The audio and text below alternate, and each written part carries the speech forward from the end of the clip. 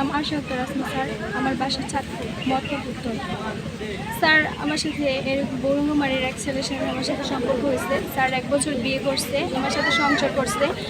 ও আমাকে এখন মানতে চাচ্ছে না, ওর ফ্যামিলিও মানতে চাচ্ছে না স্যার। ওর বাচ্চা ছিল আমার পেটে, ও বাচ্চাটা পর্যন্ত নষ্ট করেছে স্যার। ওর বাবা মা আমাকে বলছে মেনে নেবে, সেই আশ্বাসে ওর আশ্বাসে স্যার এখানে আসছি।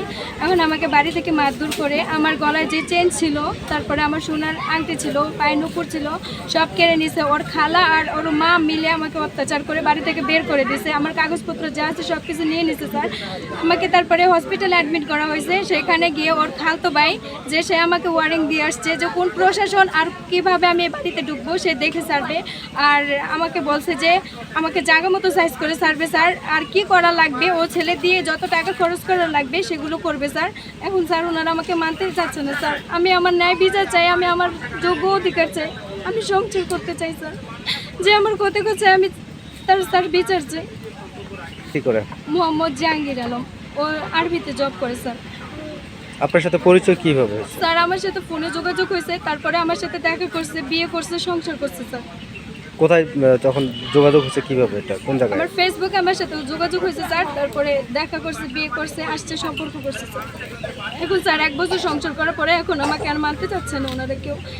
জাহাঙ্গীর আমার কাছে 10 লক্ষ টাকা চাই স্যার, যা আমার ফ্যামিলি দিতে পারবে না কখনো স্যার। আমি বলছি যে আমার ফ্যামিলি অবস্থা, ও যাই না শুনে আমার সাথে সম্পর্ক করছে, আমি কি বিয়ে করছে, এখন বিয়ে টাকা চাপে স্যার আমাকে নিতেও চাচ্ছে না ওর ফ্যামিলিও। সম্পর্ক করার আগে না করছেন না আপনি? আর সম্পর্ক করার আগে ও টাকার কথা বলে নাই আমাকে। যখন বলছে তখন আমি বলছি যে আপনি তো জানি শুনে আমার সাথে সম্পর্ক করছেন, এখন টাকার কথা বলেন, আমি কোত্থেকে টাকা দিব। বলছে টাকা দিতে পারলে ওই কাগজপত্র পাবে, বিয়ে করবে, না হলে করবে না। তখন থেকে সে স্যার আমার সাথে সম্পর্ক করতেছে। ওনার শ্বশুর শাশুড়ির সাথে আপনার সাথে কি কি কথা হয়েছে? স্যার আমার শ্বশুর শাশুড়ি বলছে যে ওর যেন আমাকে মেনে নেবে। ওর ক্যাম্পে যখন আমি সালিশ করছি তখন বলছে যে ওর ছেলে চাকরি রাখার জন্য, তখন আমি ওর ছেলের জন্য আবেদন করছি যাতে ও চাকরিটা না নেয়। তখন ওনারা বলছে মেনে নেবে, তুমি আসো। তখন আমি আসছি স্যার। তারপরে স্যার আমার সাথে ঘটনা করছে স্যার। এখানে কয় তারিখে আসছেন এনার বাসায়? স্যার আমি এখানে 22 তারিখ আসছি স্যার। এখন কার বাড়িতে আছেন? স্যার আমার শ্বশুর বাড়ি থেকে অত্যাচার করে আমাকে এখানে বের করে দিয়েছে। তখন এখানে পাশের এক মুরব্বীর বাসাতে আমি আশ্রয় নিচ্ছি স্যার। সকল গ্রামের সকলের সামনেই ওনার কাছে আশ্রয় দিয়েছে আমাকে সবাই। বাড়িঘর দেখছো, এখন তুমি চলে যাও।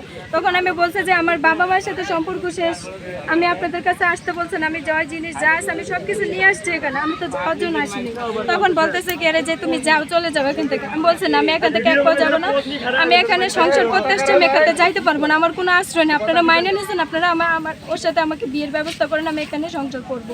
তখন ওনারা আমাকে মারধর করে এরকম প্ল্যানিং করে আমাকে বাড়ি থেকে বের করে দিয়েছে স্যার। ছেলের বাসা কোনটা? ছেলের বাসা স্যার এই যে